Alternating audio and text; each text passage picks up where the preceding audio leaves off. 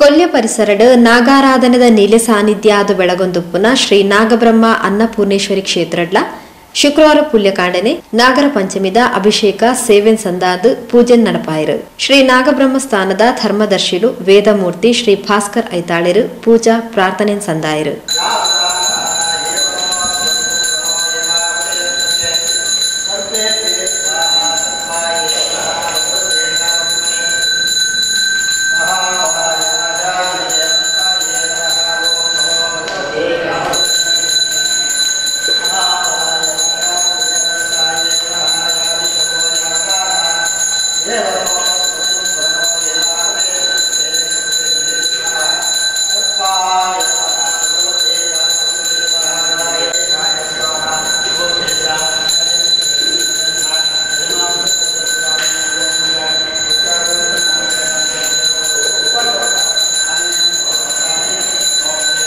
ಮಧ್ಯಾಹ್ನಡ್ ಮಹಾಪೂಜೆಯಾದ ಪ್ರಸಾದ ವಿತರಣೆ ನಡೆತಂಡು.